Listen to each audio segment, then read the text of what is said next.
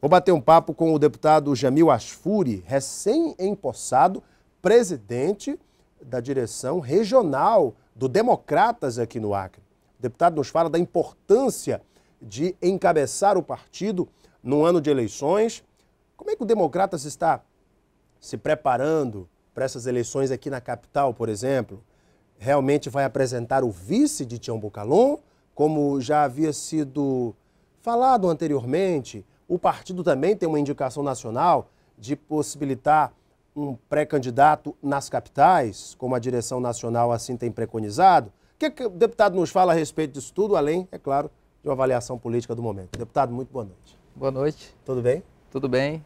É um prazer estar aqui com você nessa noite mais uma vez. Agradecido pela oportunidade. Você que tem a maior audiência nesse segmento. Bondade sua, deputado. Eu quero estar aqui para esclarecer o momento que estamos passando com o Democratas. Deputado, qual a importância o senhor, no momento de tanta expectativa, num ano de eleições, e o senhor, um neófito na Assembleia Legislativa, não no primeiro ano, mas agora em 2012, completando essa segunda etapa na Assembleia, o que representa assumir a direção regional do seu partido? Na verdade, Alan, é para nós uma grande responsabilidade, mas também uma grande satisfação. Na minha vida foi assim, sempre. Em todos os lugares que adentrei, inclusive na Polícia Federal, com 3 meses eu assumi a direção de um sindicato que é tão importante para o Brasil. Nós percebemos que esse momento é oportuno, porque estamos discutindo os rumos das cidades do estado do Acre, sobretudo aqui da capital. Então, é com muito orgulho, a direção nacional escolheu o meu nome. Tivemos aí uma gestão que precisamos considerá-la e respeitá-la, mas agora passamos para um novo momento. Estamos discutindo novas ideias, apresentando inclusive programas de construção de candidaturas majoritárias dentro dos municípios do estado do Acre. Deputado, o senhor disse que vai se empenhar ainda mais visando o fortalecimento do partido e, obviamente, que este é um ano estratégico para os Democratas. Todo mundo se pergunta, Democratas que sempre foi aliado do PSDB, um partido empenhado na oposição do estado do Acre, vai apresentar verdadeiramente o vice de Bocalhon? Isso já está fechado ou as negociações ainda estão caminhando?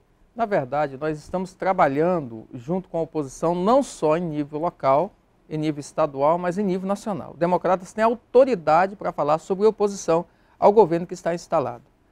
Nós estamos construindo candidaturas próprias em alguns municípios, nós destacamos 2, que é o município de Mané Urbano, com o Ali Araújo, e também de Acrelândia, com o Jonas da Farmácia, que tem se apresentado esses 2 nomes como nomes que estão aptos não só a concorrer, mas como a assumir também a prefeitura.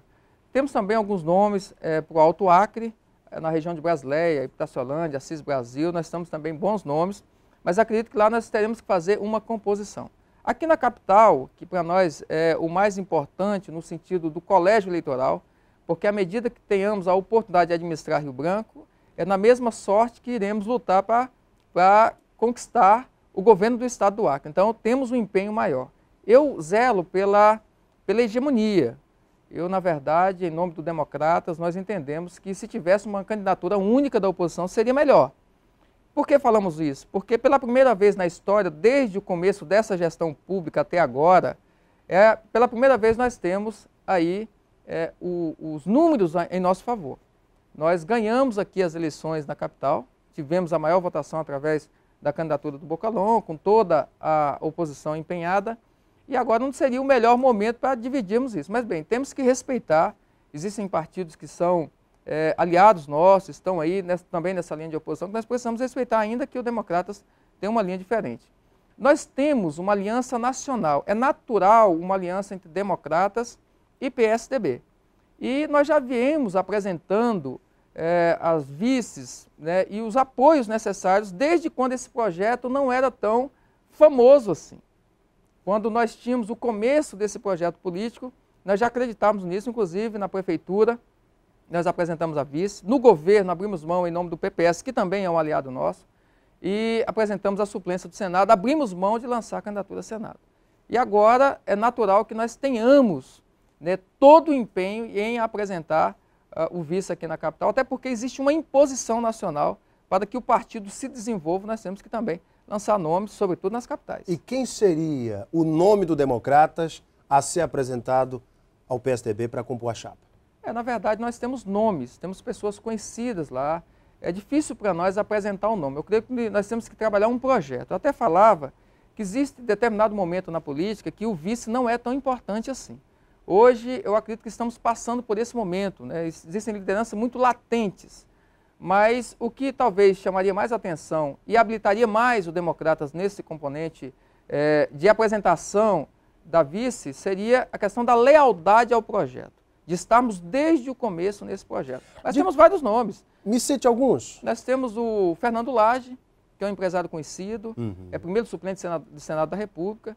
Cogita-se muito também o nome da Sandra Asfuri, a pastora Sandra Asfuri, porque representa um segmento, né, uma mulher reconhecidamente bem-sucedida, sobretudo no meio em que ela trabalha, é professora, servidora pública, né, uma mulher. Sua esposa. Minha esposa. Tem também o João Marcos, que é um nome que a gente discute bastante. O João Marcos é um jovem, batalhador, vencedor, é suplente de deputado, participou de outras eleições, é uma pessoa leal tanto ao projeto de oposição quanto aos dois partidos, tanto o PSDB como o Democratas, e talvez até o meu nome. Por que não? É isso que eu ia lhe perguntar. E o deputado Jamil Asfuri também poderia ser apresentado? Poderia, lógico. Nós estamos aqui em nome de um projeto maior. É lógico que não seria, talvez, muito sábio abrirmos mão de um espaço dentro da Assembleia Legislativa. Mas se for necessário, em nome de uma vitória, de um projeto que nós acreditamos que é vitorioso, também colocaremos nosso nome. Deputado, só que o PP, o Partido Progressista de Gladson Cameli, de José Bisteni, aliás, Bisteni esteve aqui conosco e disse o seguinte: Alan, nós estamos aí paquerando com o PSDB, com o PMDB, não decidimos ainda, mas vamos apresentar aí talvez o vice do PSDB ou o vice de Fernando Melo no PMDB. Digamos que Bocalhau e os tucanos decidam por ter um vice do PP e abrir mão ou deixar de segundo lado, deixar em segundo plano o Democratas. Democratas lançaria candidatura própria? Alan, eu vou ser muito franco. Na verdade, não seria natural que o PSDB oferecesse a vice da capital para o PP. Ainda que o PP seja muito importante para o projeto oposicionista aqui no estado do Acre, não podemos abrir mão dele. Mas eu não acredito que, barganhando a vice nessas condições, nós estejamos, de fato, somando dentro de um projeto oposicionista. Até porque o Bocalhau já tem um nome estabelecido, né, e isso custou muito para todos nós. Agora, nós temos uma imposição nacional.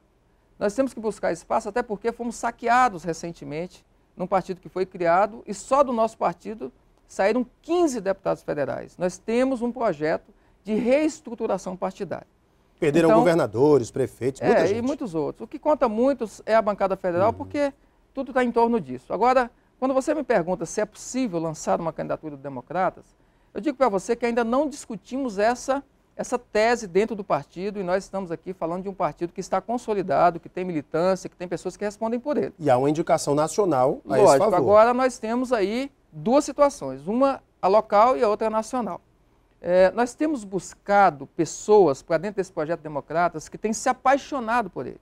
Nós estamos mexendo no coração de muitas pessoas.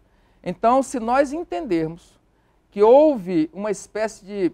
que nós fomos preteridos de um projeto que já viemos apostando nele há muito tempo e que o nome apresentado por qualquer que seja o outro partido não seja um nome que congrega mais, que agrega mais do que os nomes que nós temos, eu afirmo dizer que nós precisaríamos tomar essa decisão de discutirmos uma candidatura própria do Democratas aqui na capital.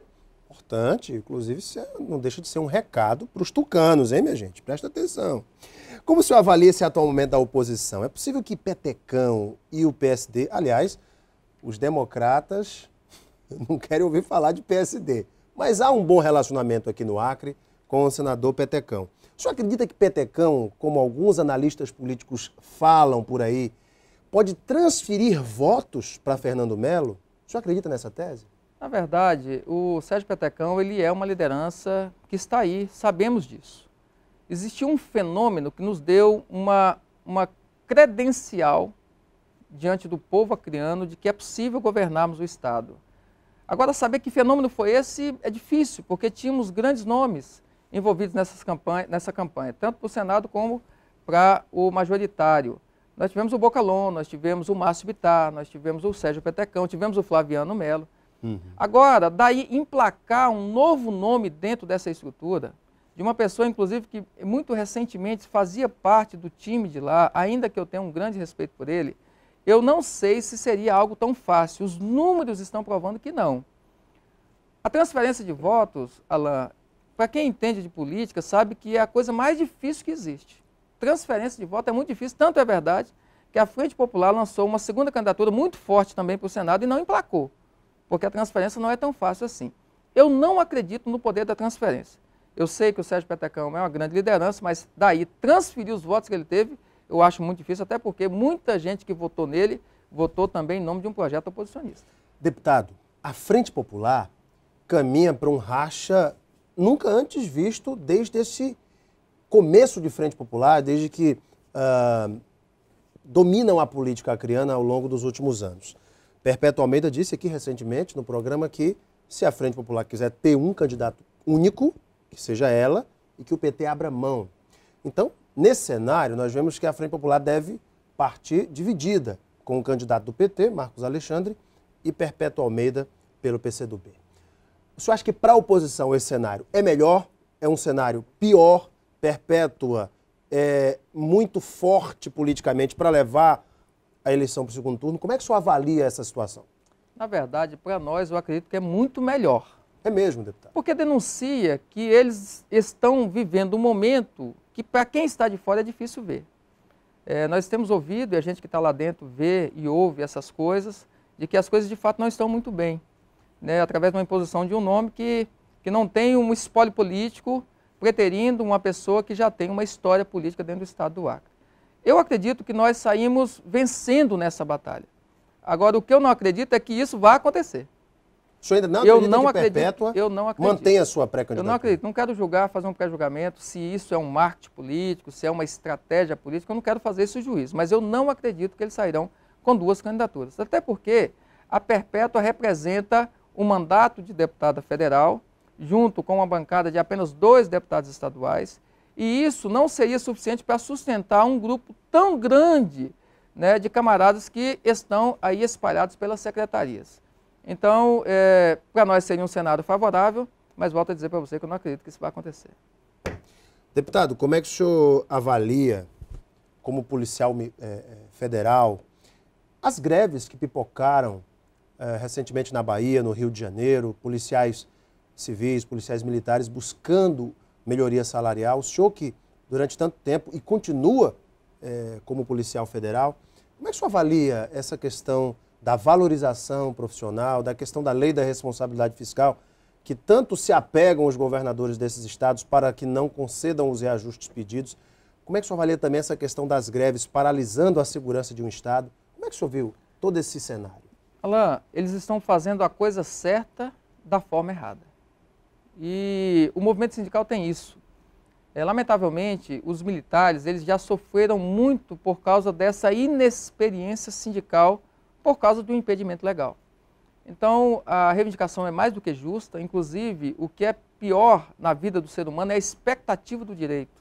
Deram a eles essa expectativa de melhoria de vida, de melhoria salarial, inclusive falando que seria muito rapidamente a implementação. Eu conheço pessoas, histórias de pessoas que já estavam sonhando na construção ou na aquisição de casa própria, né, com essa melhoria salarial. Isso foi frustrado. E o governo foi protelando. O governo federal é responsável por isso, não tem como negar. É lógico que o tamanho do orçamento gerado, da dívida gerada para que isso se estabeleça no país é muito grande, precisa ser discutido. Mas ainda que não seja o todo, pelo menos uma parte tem que acontecer. Eles estão ali expressando, sabe, o seu limite. Uma pessoa me perguntou, mas deputado, será que eles não estão indo longe demais? Eu falei, olha, mas eles já estão no final. Eles não têm mais uma outra opção, não tem como. Então, eles estão apresentando aquilo que, de fato, é a última saída deles. Inclusive, muitas pessoas possivelmente perderão a farda. E para uma pessoa ser capaz de colocar toda uma carreira em jogo, é porque ele está usando, né, de um artifício limite. Ele não tinha mais uma outra opção. Eu acho que o maior responsável por isso é o governo federal, que, através do Congresso Nacional, não foi suficientemente capaz para dar uma solução definitiva para isso. Deputado, temos aqui, pelo menos uma pergunta aqui do internauta, nosso tempo está estourado. O Eliésio Andrade diz o seguinte: amado pastor e deputado, a paz do Senhor, com sinceridade, o Democratas tem força, pelo menos para indicar o vice da oposição?